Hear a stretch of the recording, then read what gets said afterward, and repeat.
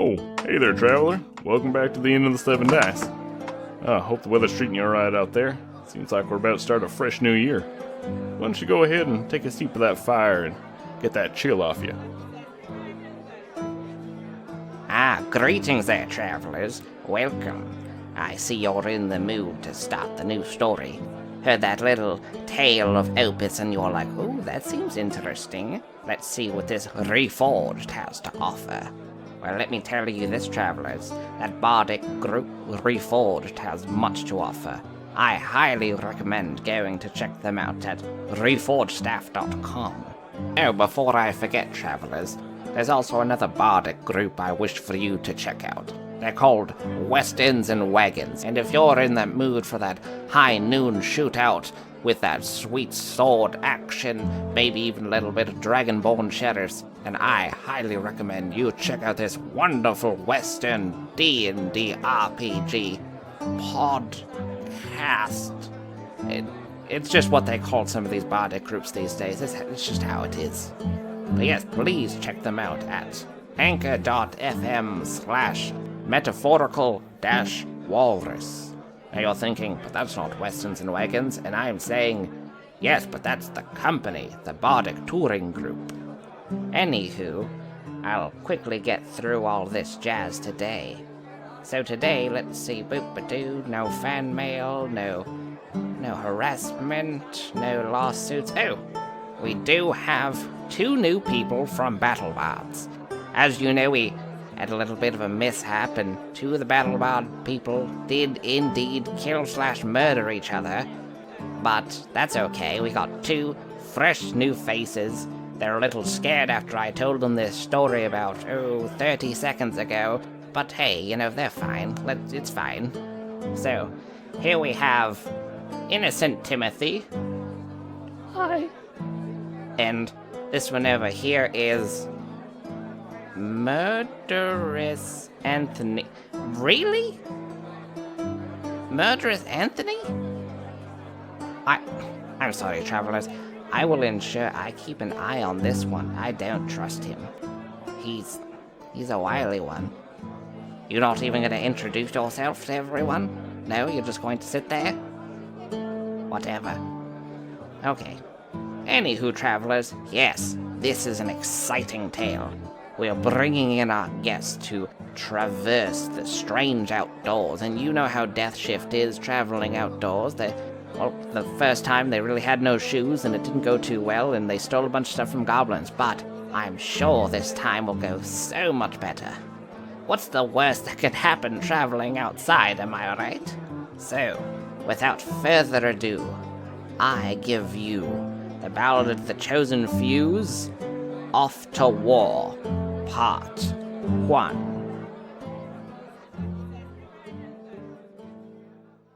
Hi, I'm Robert. I'm playing MZ, 4th level Githyanki Ranger. Hey, my name is Humberto, and I play Borden, level 4 Dwarven Cleric. Hi, my name is Brett. I am playing Kelsar, level 4 Tiefling Paladin. This is Evan. I'm playing Ronnie, the 4th level half-elf bard.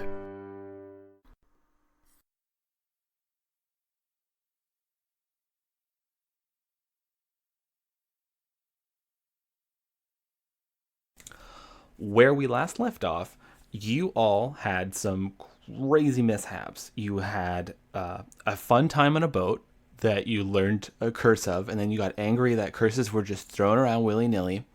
There was a giant flash of a person that blinded all you for a while. You found information about Ronnie's daughter. You found out Ronnie had a daughter. You had a long discussion about Ronnie having a daughter. Then you came back. You all hit the hay, and Bordon had one hell of a trippy dream where he met his god. But today's episode is a little different, because we have our first in-game guest that's not on a mini-sode, Austin from the Reforged podcast. Hey, everyone. Woo. So where we're going to start off, we're just going to kind of hop on over to you guys waking up in Sanctuary, and then we're going to drag you over and you'll meet up with Opus right away. Just one thing, we also discovered like that there was a bunch of portals. Like there was like a very strong, presence. Yeah, basically of that place was portals a being hotspot. used. Yeah, inside of the ship or boat. I think it was a ship. You all wake up, and Bordon has just finished telling you about this. And just as you're all starting to get your gear ready and get ready to head out for breakfast, the door opens up and to the sleeping quarters, and Noir's there. She says, "Kelsar, yeah, hey, could you just come with me really quick? There's something. He's gonna meet up with the rest of you guys." Oh, yeah. Sure, Noir. No problem. So Kelsar heads out and looking a little confused and staring back at you guys and says, Alright. I'll see you all soon. Be safe. so then he heads off with Noir down the hall. It's just you three. You're all dressed and ready to go. And you were told that in the morning you were going to meet Elwyn after you were done eating breakfast. Then let's eat and go meet up. Yes, I'm pretty hungry. Like this whole night and like this crazy dream that I had, it got me super hungry. It really drained me. Is there anything you guys want to do before you see Elwyn aside from eat? Eat more. Okay, double helping.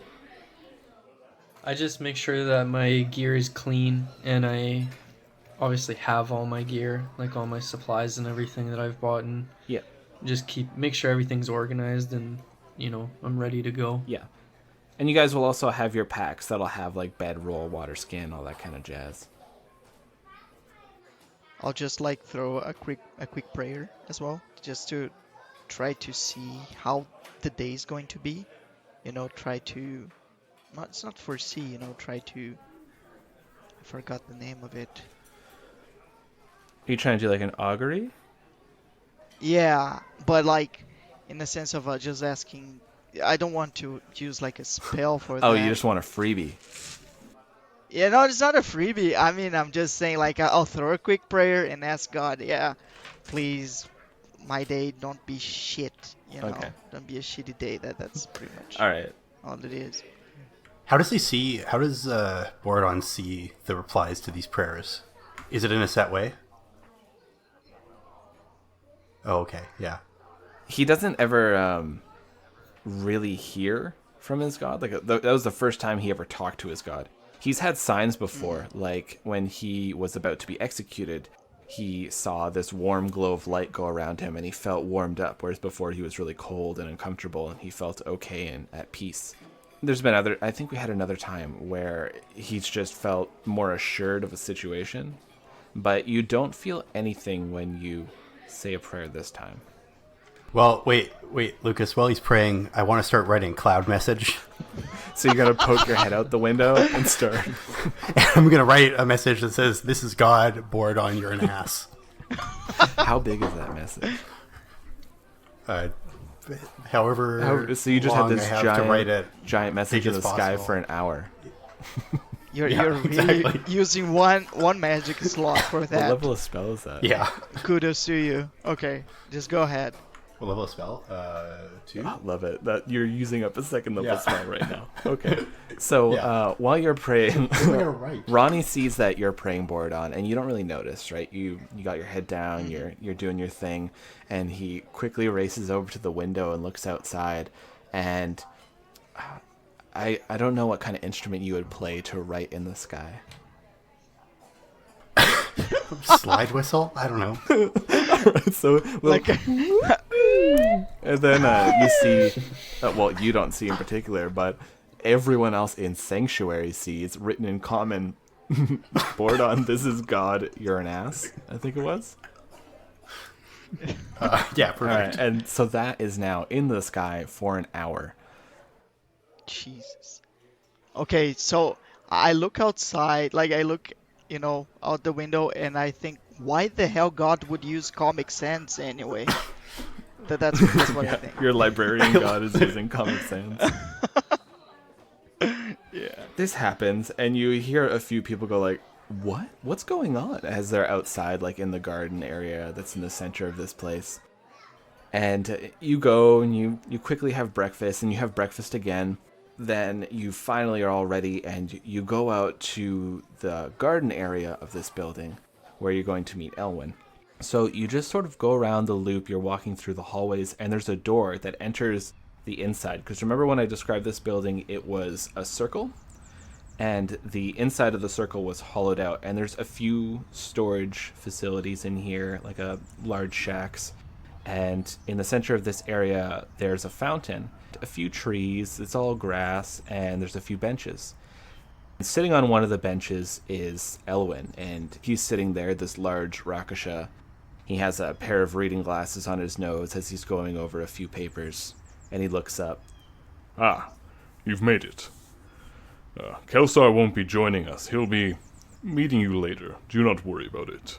Are you ready? This is the same guy that I asked to get those stones from, Yep. right? I asked him if he knows when they would be ready. And he starts patting down his pockets and everything, and he pulls out this small silk bag, and he hands it to you. There are 4 stones in there. If you have these on your person, you should be fine from most lower level detection. Wait, are those like the walkie-talkie stones? No, they're a lot smaller. No, I got us anti-scrying stones. Oh, yeah, that's true. That's true. So I'll take them out of the bag, and I'll give one to Ronnie, and I'll give one to Borodon, and I will stress that they need to hold on to these stones and do not lose them. Like, your life depends on it. Your life could depend on it. Okay. Okay. That's odd. But sure, I mean, our lives are usually being threatened all the time, but I really hope this stone will help. I mean, I'm not mocking, you know, I'm a religious person, but we have been in trouble so many times already. Is it just like a plain ass stone, or is it like a fancy jewel looking So when you look stone? down at it, it's a clear blue stone. It, to us, like in this modern day society, it would look like something that you could get at like a craft store or something. But to you guys, it looks like a strange clear blue stone, and you can see kind of a little bit of energy swirling inside of it, but it's very faint. It seems to be a very minor item.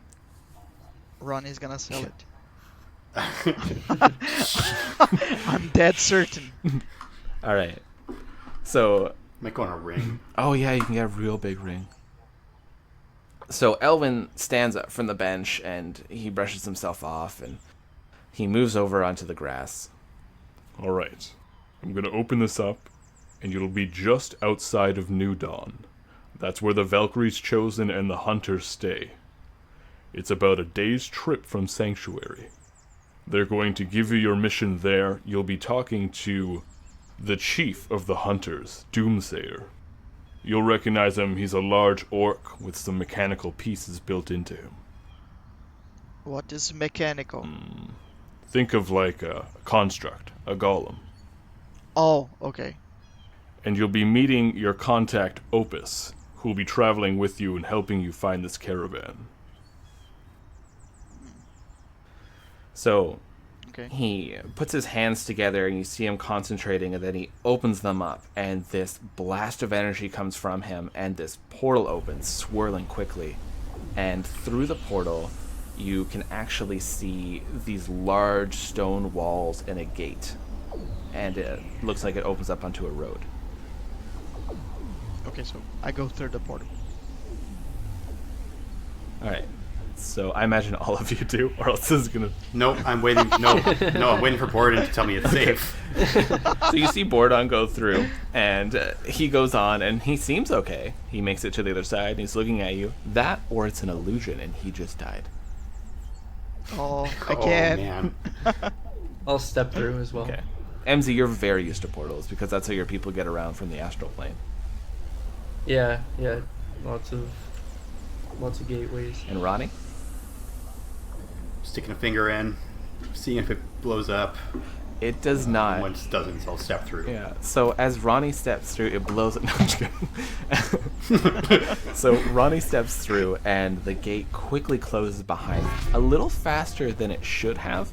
But you see, there's a little bit of crackling energy around Ronnie, and so you guys make it through there. And standing in front of the gate, you see this large half-orc, and he has this dark set of like black leathers on him. And when he turns towards you, he has this metal plate on the side of his head, and one of his eyes is this glowing red orb. And one of his arms is completely mechanical, as well as one of his legs, the opposite one. And you see there are bits and pieces of him that have just been turned into machine where there should be flesh. And standing beside him is another person. Why don't you go ahead and describe Opus? All right, so Opus is about mid-20s, Kalashite human. He's got this dark tan skin and amber eyes. Probably the thing you notice most about him is he's bundled up to a significant degree with a kind of a heavy set of leathers, a heavy cloak going down his right side, obscuring his right arm, and has a big heavy maul set on his left hip. So, how hot is there? It is late summer, so there's still a fair amount of heat, but I guess you guys wouldn't know. You're not from the realms. I want you guys to go ahead and describe how your characters are looking now, because it's been a bit. You guys have all got like changes of clothes. I imagine you've messed around with them. So what do each of you look like? Do I have my hat and cape, or are we saying no? Yeah, you can have that. I wish we have a cape. All right, starting from the top, I'm wearing a witch's hat. For absolutely no reason. Paid for it. I have really leathery skin. A real, I guess now hidden pompadour.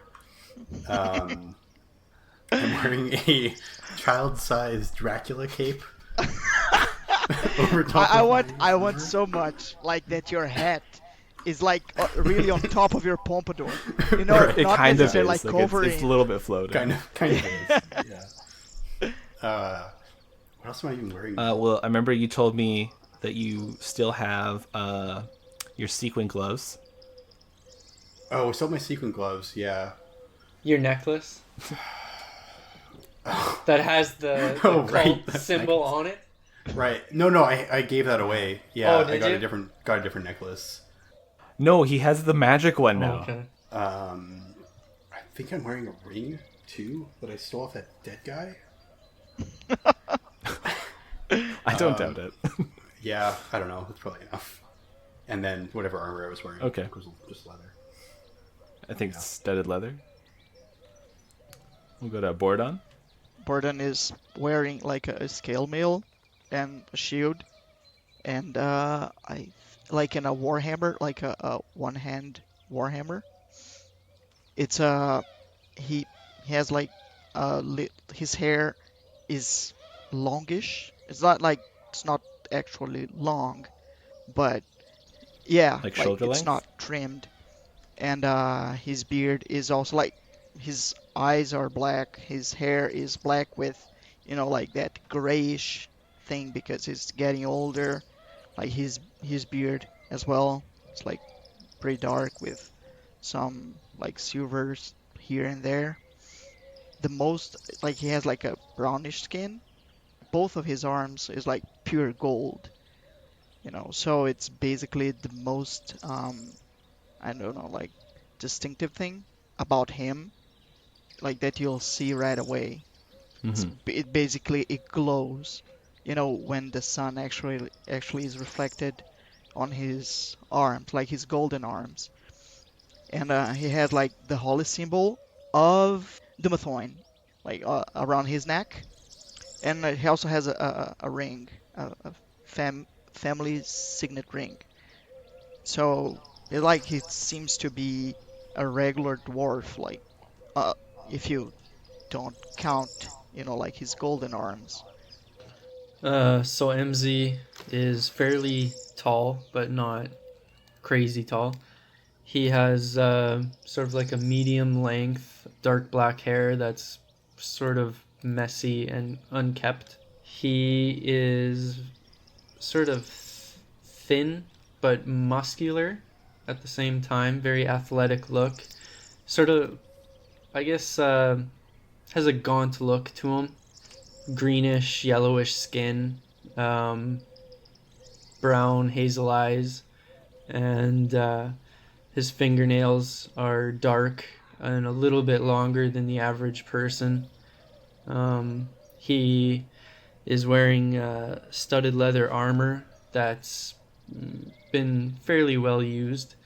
He has no visible weapons on him. Like, I don't carry any swords or anything like that on me. All right, so you guys hop through this portal. It pops behind you, partially due to Ronnie, and you see these two people in front of you. This half-orc steps forward. Welcome, Death Shift. I see you're a member short. He rifles around in his pocket really quickly. He'll be joining you soon. I need you to hold on to this. And you see it's a little cross. This will help us pinpoint your location, and we'll be able to send him to you later. And he just hands it to Borodon because Borodon won't lose it. It's just like a little copper cross. This here is Opus. Opus, this is 3/4 of Death Shift. They'll be the ones assisting you out in the field today. My pleasure, Death Shift. It's good to meet you, finally. It's a pleasure. Aren't you feeling, like, hot? Like you're so bundled up. Well, I am from the desert. I'm used to Oh. this. Gotcha. Heat doesn't come in, heat doesn't goes out, I guess. Exactly. If you can keep it off your neck, you're good to go. I'm from the mountains, so there is usually, like, I don't know, coldish, I guess. I know we usually bundle up as well, so. Well, let's go on in. We'll get to one of the command centers, and I'll be able to lay out what's happening. While we're on our way, I'll fill you in a little bit.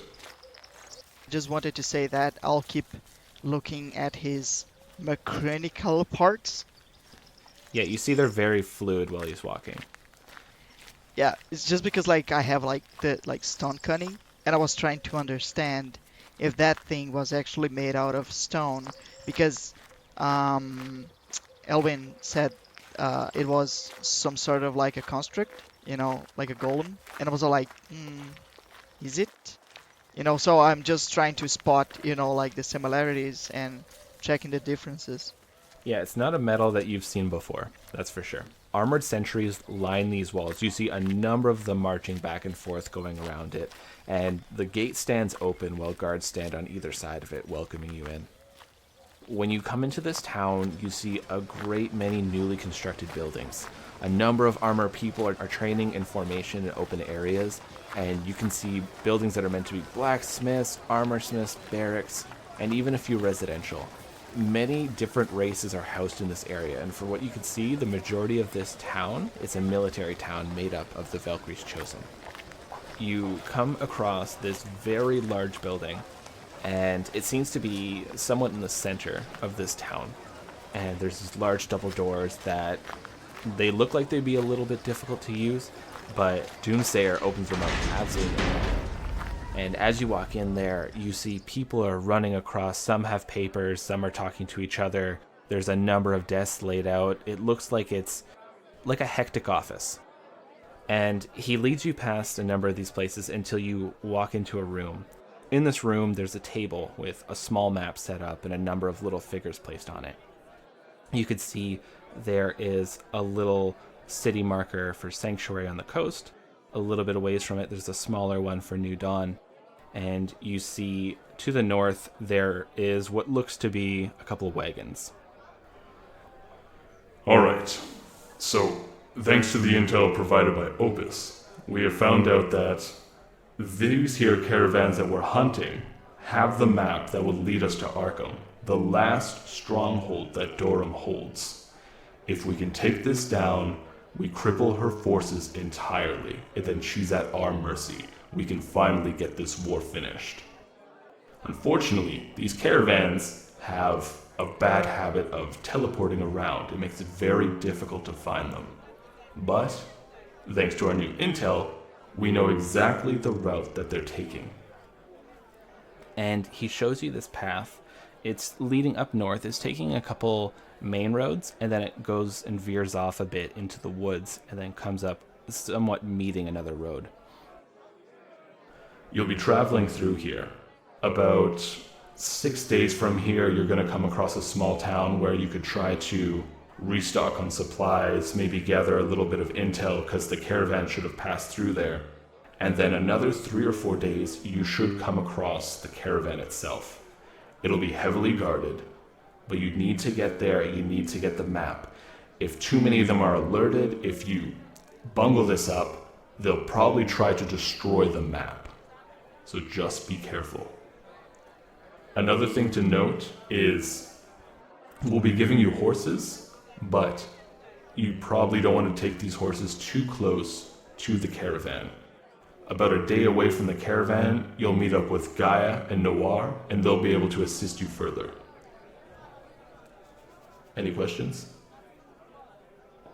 Would you have like a smaller horse? I'm not very good with horses. We have a horse for you. Thank you. So, what is your arm made of? That's my question. I mean, I know it's completely unrelated, but I don't know. It's mesmerizing. He looks down at it, and he kind of looks at it a little dispassionately, like it's just there, like you would look at a chair. And he moves it around a little. This arm was forced upon me when my people were captured. They never told me what it was made out of. I was just a test. I'm sorry to hear that. I'll turn to Opus and ask him how he came across this intel. Yeah, I'll turn back to MZ. It's no secret that I used to work for Matthews. Last surviving member of the Tempest's Wave, if you've heard of us. No, I haven't. This is simply put, mercenaries for hire. The best mercenaries. Well, we were. But why would you choose, why would you go along with Matthews? He has been murdering a bunch of people. Well, at first it was a king's ransom. We got paid a lot. But pretty soon we found out that Matthews is a truly terrible person. Turned us against our families at certain points. Expected. Well, welcome to our group. Oh, thank you. It's good to finally meet you. I'm sure I'll have many questions once we get on the road. I don't know if we will have all the answers, but we'll try our best to answer them. I appreciate that. Is there any other questions you've had regarding this mission? It's 9 days by horse. So actually, what I would like to say is actually let everyone know that the worst case scenario of them destroying the map, I can try to move time back and just reconstruct, piece the map together. Not necessarily like that. I would roll back time and have the map tacked. You see Doomsayer actually looks really surprised at this when you say this. I mean, I don't know if I should have said that, but I mean, everybody here is extraordinary, I guess, so. You're a chronomancer? Yes. I mean, I don't know the extent of my powers, but yes. I'm sure they'll be invaluable. This is perfect. That way, as long as you keep him alive and you keep the remnants of the map, you should be able to get it back. But know that they will have a large amount of people there, probably at least 20, 25 guards. You don't want to take them head on. Oh, for sure not. Your only backup will be Noir and Gaia, and they won't be heavy combat backup, they'll just be able to help you out.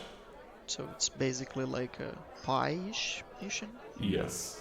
Basically, get in and get out as fast as we can with the map or the remnants of the map. Yes. Okay. Your horses and packs are all ready for you. Everything is ready for you to go. You leave as soon as you're able. The soon we'll leave, the soon we'll get back. Okay, so are all of you good to go, or is there anything else you'd like to do while you're here? I'm ready to go if everybody else is. Is it the time? What time of day is it? It's early morning. Oh, okay. Yeah. Well, we're fed and we have our weapons and everything else, right? So I think we're good to go. All right. I'll see you out, and good luck. Thank you. So he walks you once more through this busy building and takes you through more of the town. You see a couple of large churches, no noticeable holy symbols on them. Probably a number of different clerics are working in them. And he takes you to the front gates of this town. It's essentially on the opposite side that you entered. You see there are 4 horses that are waiting for you. 3 large and 1 small one. Did I see like a Dumatoin, temple or symbol? No? No. So Dumatoin is basically like a dead god in this place, right? He's very popular in Dwarven culture, but it's... Yeah, in Dwarven culture, yeah. Yeah, but he's not that big outside of it unless you're in places like grand libraries or things like that. Like Sanctuary has a grand library, and it probably would have some small gathering of people of Dumathoin, but he wouldn't be in more public places because the general clerics of Dumathoin are more they're more into gathering knowledge, delving into lore and that kind of stuff, right? They're more like historians. Okay. Rather than like preaching about Dumatoin. Right. Okay. So you see these 4 horses are sitting there waiting for you. All their saddles are all set to go, and the gates swing open. Well, good luck, Death Shift. Opus. Hope to see you soon. You too, Doomsayer. Stay safe. Keep an eye out. I always do. And you see his red eye glow a little bit. Were you playing Doom when you made this NPC?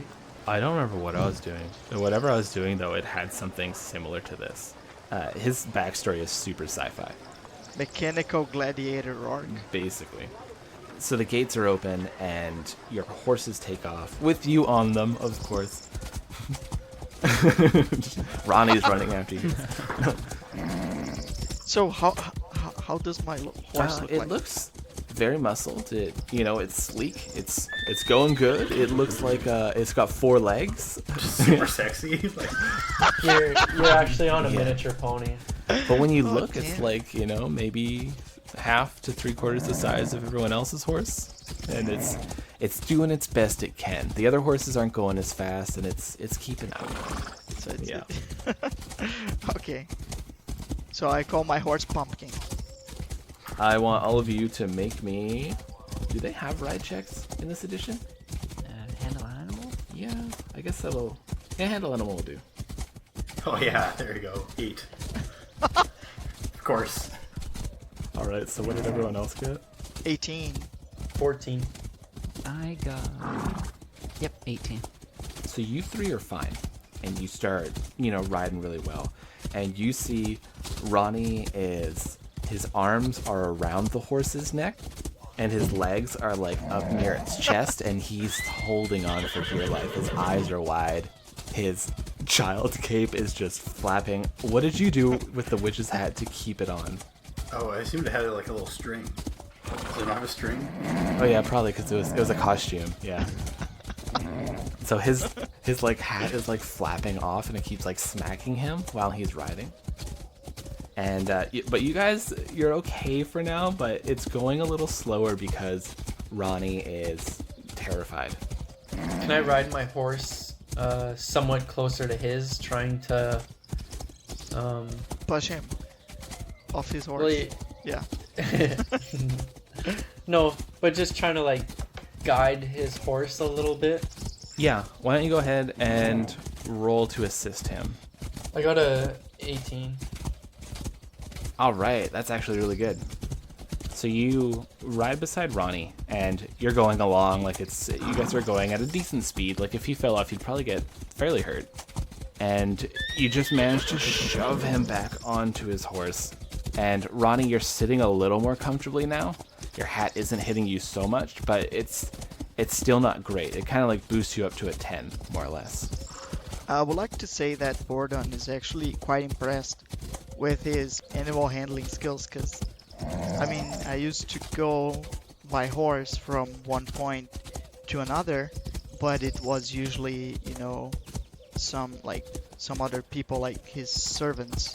So it was basically like he knew how to ride, but he wasn't necessarily good at it, you know. So yeah, I'm just impressed with my ability. You're like humble bragging to yourself. Yeah, exactly. Like, oh, I'm good at this. I should do this more often. So you guys are riding along, and things are going good. And now that you have Ronnie a little more situated, and Bordon's done humble bragging. No, just to myself, you know. But I was Yeah, impressed. so you guys are going down this main merchant road, and every so often you pass by some people. Maybe you'll see some merchants going down, or farmers bringing in like produce and all that kind of stuff. And you don't really see any guards. It seems like it's very unprotected, but at the same time, you haven't really run into anything dangerous. So I'll just ask Opus. So are these roads, I don't know, like, are they safe? Because we're seeing people without actually guards. Oh, I actually might have to ask Lucas about this. Like, They're fairly safe. I mean, they have patrols that go by every now and then, but when it's closer to the city, generally monsters avoid it. okay. And so they teleported out here, right? How close are we to, I guess I'm looking at a Faerun map, I guess. Oh, so Sanctuary is not on that map since it's a homebrew. But, Right. so you're going up that main road that's near Candlekeep. So, like, you're going to go and, like, you're going past, like, you're past Baldur's Gate. Oh, okay. So you guys are traveling along, and these roads are fairly safe because a lot of people ride them, and they're near some larger cities, so not a lot of creatures try to frequent them because too often maybe a local patrol of knights will come through and just slay everything. So just for things to stay alive, they keep away from these main merchant roads. Yes. Maybe for a long time they had hired Tempest's Wave to look after some of these roads. Create a little bit of a legacy. Yeah, it very much could have. So as you're riding along, the sun starts getting low and the horses need to rest again. You guys have probably rested a few times just because horses aren't really meant for going these crazy long distances. They need breaks. You get to about a point that you've made some good distance on the first day and setting up camp. So how does this routine go for you guys when you're setting up camp and getting everything going? Who does what? Do we have our own tents of some sort, or are we? Yeah, that's up to you guys. If you requested a small tent, then yeah, you can have a small tent. Or if you just wanted a bedroll, you can have that as well. Yeah, I'd rather have like a tent, cause like I'm usually like small enough to like the tent that's like a regular tent for a human. To me, it's a lot larger, so I usually request a tent and a bedroll, of course. Okay. I'm royalty. And what about you other three? I just have a bedroll. Okay. I'm gonna sleep under the stars. Yeah, probably the same. So maybe I'd help Borodon set up his equipment if you would like help. Oh yeah, thank you. Oh, absolutely. And what does Ronnie sleep in? Tent and bedroll. In a hotel. Yeah, It's like a portable hotel. Yeah. Just put a cloth over my horse and sleep under the horse. Okay. So you guys set up your tents and like you get a small fire going because you don't need a really big one because it's not that cold. The temperature dips down a little bit, and all of you are sitting around the fire and you're just eating some rations that you've been supplied with. You guys have enough food to get you there and back, but just enough. Is there anything like that, like resembles like a carrot? Because I would like to feed my horse. You would have horse feed, You have, but no. Oh, but I mean, it's more of like a treat. Yeah, you weren't given any treats for the horses. I'm really enjoying this horse. Unless I fall from it tomorrow, then I'll hate it. But right now, he's like, I don't know, way better than Ronnie, you know? It's like, I don't know, maybe third best person in this party. Jesus. So as we're sitting around the fire and, you know, we're eating, talking, just sort of as the time goes by, I'll ask Opus how long he's known Matthews for, and if he's always known him to be sort of this old man, even though that's not what he is, you know? Oh, yeah. I've known Matthews for a few years, but, I mean, originally it was just he gives us the contacts and we go out and do the dirty work, so... No, I didn't know him before the person he is now. Did he change? Because, I mean, you would still do, like, a very, I don't know, like, shady job, right? Because he got worse? Is that what you're saying? Is he, like, more violent or something like that? Sorry, I meant like the form that he takes. Oh, I know that's not what he is, Oh. judging by just how he fights and what he's done to us and everything, you know? Like, there's no way that he's obviously an old man, right? Like, it's just like Men in Black, you know, the cockroach in the oh guy's yeah, skin. yeah. Yeah, there is definitely something odd about that one. I heard rumors that you four, well, Kalsar included, had run into him before. And, like, an entire city suffered for it. But you escaped. Yes, but the city got destroyed. We basically murdered an entire city. Like, it wasn't us, but it was our actions, right? So we're basically, you know, responsible for those deaths. I can sympathize with you. When I went toe to toe with Matthews, I lost my entire, all my friends as well. Sorry to hear that. The same thing happened to me. I went toe to toe with him, and he killed me, killed my friends. Yeah, that's a good thing that we should talk about. Did you die as well before you got here, or were you born in this world? Oh, Opus, you also don't know the fact that they all died. Like, that's like someone just telling you, yeah, we died, and, like, you know, and then He just mentioned it, right? So Yeah, I think it would be fun to know. So, like, I guess Opus's eyes sparkle in a figurative and literal way, kind of like an animal's eyes or a cat's eyes when you kind of like mention this. I say, oh, so that's where you get the name Death Shift. You've all died before? yes, Yep. Interesting. yeah, that's exactly where we got our name from. Because we died. It wasn't funny. It was like not good. You died to Matthews, MZ? Yep. Bordon, you too? No, mine was Dorum. You saw Dorm Yeah. herself. Dorum killed me. Yes, I mean at least one form of her. I think it was her. I don't know if she's a shapeshifter as well. not to anyone's knowledge. Yeah. I mean, but they're strong enough to maybe possess this sort of Yeah. ability, right?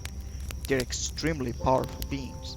Keep hearing this name, Dorum, but never met her. Only Matthews. Yeah, you were lucky. She got the entire kingdom against me. Fucking sorry, but damn you. She destroyed my reputation, and then she destroyed my kingdom. Basically all my subjects. She poisoned my father. She made my brother go against me. Like, it was basically like a constant paranoia in the kingdom. she planted a bunch of evidences, like about stuff that I was cahooting against the king. It was unreal. It was the most hurtful situation I have ever been through in my life. It's not just because I died. It's not because I just got executed in front of all my subjects. It's not just because while the blade was sliding down the guillotine, I saw skeletons, ramming the doors and like starting to kill everybody. That was bad. But seeing the eyes, my brother's eyes, looking at me and thinking that I was a traitor, that was the worst to me. Yeah, that's a little bit of boredom. I tried to laugh sometimes, but this is basically part of my story, part of my end. I'm sorry to hear that. It's fine. I'm not sure what is more evil, the creatures that Dorum and Matthews create, or the mind games they play with us. Yeah, it's insane. Like, they're extremely powerful. I'm a man of faith, of course, but sometimes, I don't doubt that we'll be able to stop them. Not necessarily like stop them, but halt the ritual. But they're extremely powerful. I can't understand why they just don't come after us and kill us. I can't understand that. Something doesn't sound right. Well, if they're not going to go after us, then we have to go after them, right? Yes. But I'm glad we have this similar goal. As for your earlier question, MZ, I've been in this land my entire life, born in the desert, raised and joined Tempest's wave, and If you die, you can join Death Shift. that's all you have to do, huh? That's all you have to do.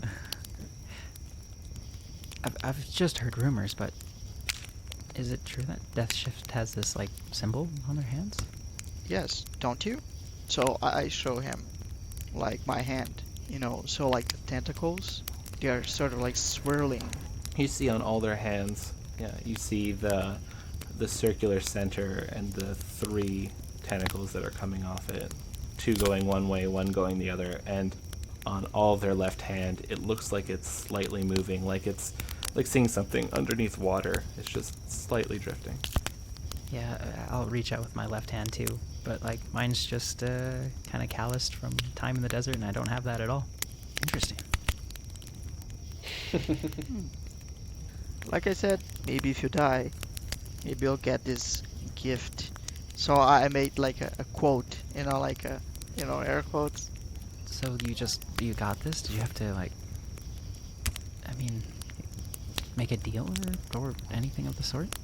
Well, the deal is basically saving this, like getting strong, like to get stronger, we would have to save this realm, which is basically like this planet and our planet as well. Like, it seems like the whole reality is being threatened by Dorum and Matthews, right? Well, which is insane. Then I will do everything in my power to help you take Dorum down. And Matthews as well. Thank you. We should get some rest, though. We have a long day ahead of us. Yeah. Yes, for sure. Go ahead and get some sleep. I'll take the first shift. Thank you. So you guys go ahead and you go through your watches, and while you're on this merchant road, it's fairly safe. This is a really well-traveled road. There's a lot of large cities that are connected to it, so the cities make sure that this road in particular is well kept. And finally, after you've been traveling for maybe a day or 2 more, you're getting used to riding horseback. It's sore. You're very sore. It's like getting used to riding a bike again, but you just deal with it. And you actually see armed escorts every now and then coming through, and they'll just like give you the curt nod as you do and carry onwards. But you guys are going through this area, and the trees are starting to pick up a little bit more. There's starting to get a little more heavier wooded. Whereas before, when you were going, it was these large open plains, and it was very nice. The wind was coming through, it was very soothing. Now you're going into these more wooded areas, and every so often you think maybe you see a creature, maybe you see an animal that quickly runs away. The road starts branching. Looking on the map, you see that you're going down the less traveled one. But you also see, according to how you're going, it almost seems like you're moving a little bit faster, but you're maybe half a day's journey away from a town. So I need everyone to make me perception checks. Oh, I got a 9. Oh, big 5. I don't think Ronnie's ever made a perception check. It's all these fucking wisdom ones, dude. Let me talk to I did for like 2 adventures. Oh, I got 15. 7. All right. So Oh my I guess I'm God. just talking to Bordon. So Bordon, you pick it up off the wind. It starts to hit you. You smell the smell of smoke, and that makes you look up. You're like, what's going on? And you can see far in the distance, there's pillars of gray smoke coming up in the distance. That kind of smoke that's like the aftermath kind of thing. And it's coming in the direction of the town that you're supposed to stay at. Shoot. So that's what I tell the group. I just point, up and say, guys, what the hell? There is smoke coming from the town that we're supposed to go. So should we hurry? What do you guys think? I'll kick my horse and like, yeah, and then like taking off fast towards the. All right. MZ, make me a handle animal because you're making your horse get up there. If anyone else wants to follow along, do the same. But if you're keeping your horse at a trot, then you don't need to make a check. I can't leave Ronnie. Yeah, there's no way I can go fast. Ooh, I got 20. Oh, damn. Yeah, I mean, it's not natural 20. though. Not natural. Yeah, but that's a good one. Well, I got 10, which is basically like me trotting like, oh. Yeah, sure. I'll try to catch up with MZ. Sure. 16. 16. And Ronnie, are you going to bother trying, or are you just going to kind of pick up the pace, but, not a whole lot? No, I'm not confident enough in my It's like horse he's riding. like that guy who's like when he's driving, Just yelling, yeah, when he's "I'm driving a far behind go-kart, you." he's like gripping the steering wheel like he's gonna die. He's just like holding onto the reins because where he's from they have cars, and that's what you ride. You ride in a goddamn car. You get a robot to drive you in a taxi. Here he is sitting on a fucking horse. Well, they have taxis, and he doesn't. Yeah, he also doesn't know how to drive. And so you two take off, and you are leagues ahead. Bordon and Ronnie are trailing behind. See, it wouldn't be a session if we didn't split the party. Every time.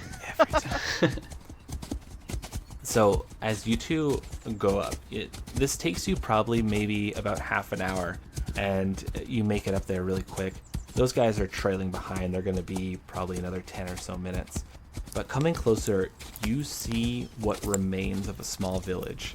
Houses are burned out, caved in, completely toppled over. You see horses and livestock alike are just slaughtered and left to rot. There are broken carts, wagons, shoddy weapons just littered all about. You see there's a well that's sitting in the middle of this horrendous carnage. And as the wind picks up, you smell cooked and burned meat, which your mind can only imagine what it really is. But one key thing you notice is, for a town that was destroyed like this, for the livestock that were just left dead, you only see one body. And that body is a man covered in many burns and cuts, who's sort of propped up at the well. I'll sort of look at Opus, and I will dismount my horse. Yeah, I'll dismount as well, and I'll hold out my symbol of Kosif and try to detect good and evil.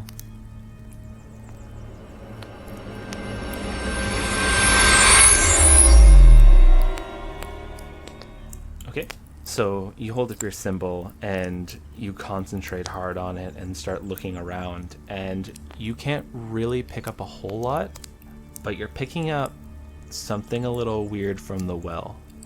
MZ, yeah, be careful of the well there. Something's not right.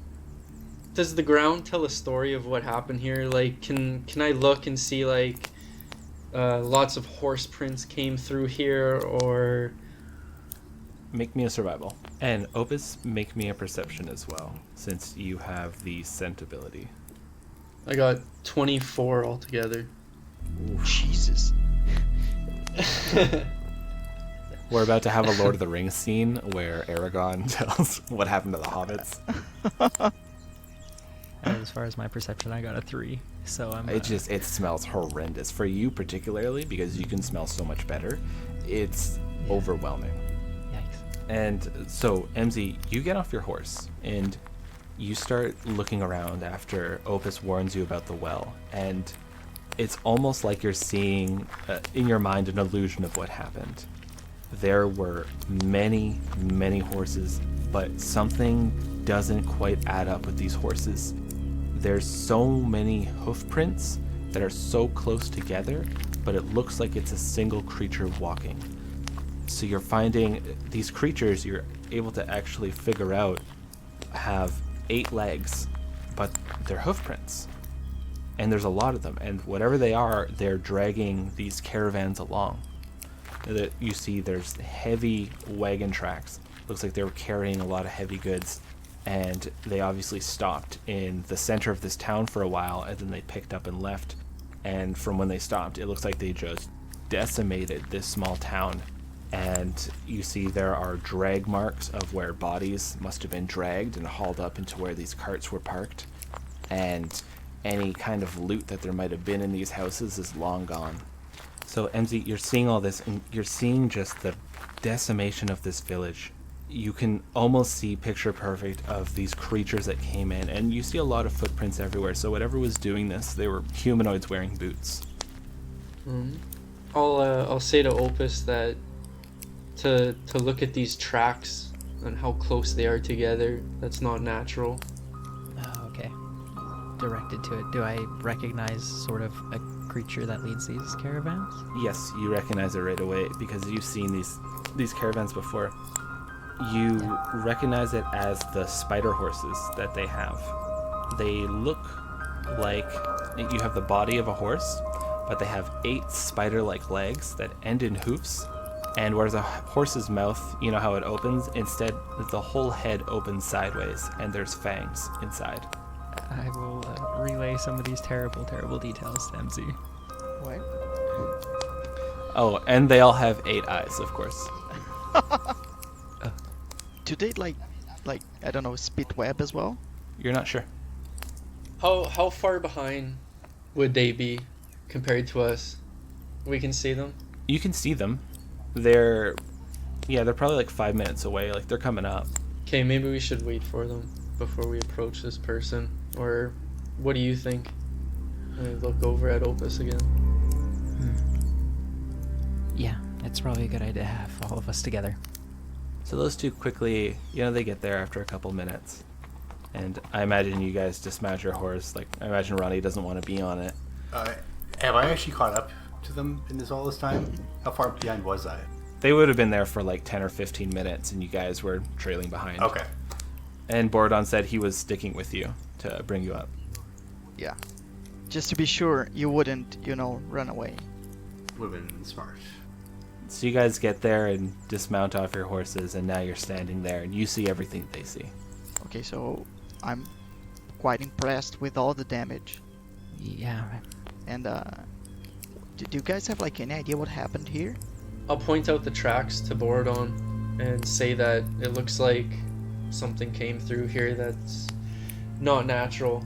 Opus knew what these creatures were. They were horses mixed with spider. I don't know, something unnatural. Right. So, do they throw web? Have you ever seen any of those? I have seen them. They're what leads the caravans, but I've never antagonized one, personally. I'll point out that there is this person sort of propped up against the well, and there's nobody else in town. And Opus had a weird feeling about this guy. Wait, Something's askew. did you guys check if the guy's still alive? I mean, I know he's pretty bruised, but maybe he's still alive? Go see. Okay. There's probably nobody here, so I go like, I walk there carefully, but not like in trying to be stealthy or anything. But I just get there carefully. So you get there, and the man's covered in burns, and there's cuts all over him. He weakly looks up at you, and you see his lips are chapped. There's a lot of scabs on him. This must have just happened the night before. And he weakly raises a hand towards you and says, "Water." Okay, so I'll just give him some water. And also use Cure Light Wounds. Like, is this guy, like beyond repair?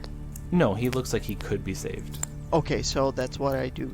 So you give him the water, and he drinks it very thirstily, and you're casting a spell, and you see some of his wounds begin to heal up. He's still burned, he's still hurt, but he looks no longer on the doorstep of death. Mm-hmm. Oh, you adventurers. Where did you come from? Yeah, we're from Udon. You need to get help. The caravan, there's these horrible things pulling their carts. There's winged black beasts with no faces. The gray-skinned people carrying us off. Yeah, Opus probably visually shivers at that. So I'll just like help the guy, wait, does the group come along with me, or No, are they waiting to see if the dwarf is going to be slaughtered? Oh no, I wouldn't expect that from MZ. But we are back at the horses, and you're the only one by this man. No. No, we wouldn't make you do that. You guys killed my horse and left off. Yeah. So I imagine, do you guys get closer, or like? I'm sorry, that's ominous. Do you guys go up to Borodon, or? Yeah. No, I would try to be somewhat close, sure. Sure. I wave like to the group. Yeah, come on here. Like the guy is still alive. So he sits up a little bit better, and you have to understand, they came in and we were scared, of course, but we offered them food and water if they would just leave us alone, and it seemed okay, and then those god-awful horse-like things just started attacking, and then they started cheering and watching us get slaughtered, and we tried to run, and they would harpoon us and drag us back, and they left me, and they took my family. And you start seeing he's beginning to sweat profusely. So I'll use medicine just to see if he's like poisoned. After all, it was like the spider horses, right? Sure. Roll a medicine. The way everything else has gone so far, I'm just slowly gonna start having my swords come out of my hands. 13. Your swords slowly come out. And Opus, you see this. He opens his hands, and these blades of blood slowly come out of his hands. Borodon, you see he's running a high fever. It's not poison, so you're not sure. And you look down, and you see on his chest, because his shirt is completely destroyed, you see it looks like hands are pressing out of his chest. He goes, there's something wrong. And these hands rip out of his chest, and they're two adult-sized claw hands, and they pull open, and this gray-skinned version of himself just emerges incredibly quickly out of this man's chest. It shouldn't have fit in there. There's no way this could happen, but this creature rips out, and it stands there covered in his blood. And that's where we're gonna call this.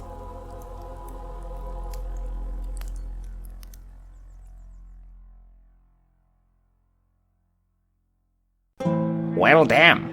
I didn't think it would go down like that, but like, woof. I guess that's just how it is on the open road.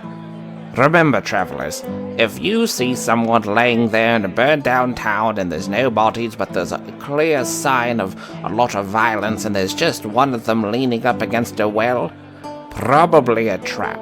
Just leave it. You're not a bad person. You're just doing your thing. You're doing you, and you have this bardic seal of approval to do that. I mean, Ronnie didn't want to check it out. He was just like, whatever, I'm not going over there. But Borodon was just like, hey, let's do this, and you know how it goes. But anyways, that was quite the tale, and that was a lot of fun having our guest on from The Reforged. Stick around, because we have a nice little promo from Westerns and Wagons, where you get to hear that real good saloon-style Dungeons and Dragons, whatever that is, and they're just really bringing it to you, that whole black and white feel. But travelers, I am running late for an appointment. So far so good, the BattleBards interns did not kill each other, and it looks like this new year is really starting to pull together, and I'm quite excited. We have a lot in the works. So if you ever want to give us a little bit of a boost or something, why don't you come say hello on the Twitter spheres? You'll find us at Ballad7Dice. And you can also just pop on over to the iTunes and leave us a review, and that would help us so much. Well, travelers, I must run, and I bid you adieu. Damn it, Michael, move your shoes.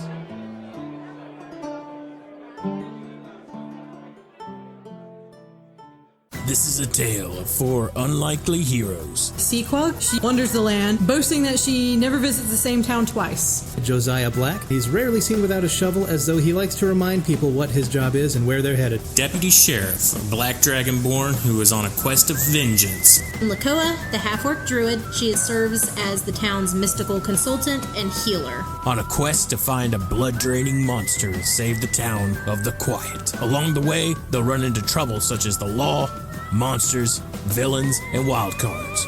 Join Westerns and Wagons at high noon to follow along with their Wild West tale as they seek justice, righteousness, and adventure. You can find them wherever you listen to your favorite podcasts.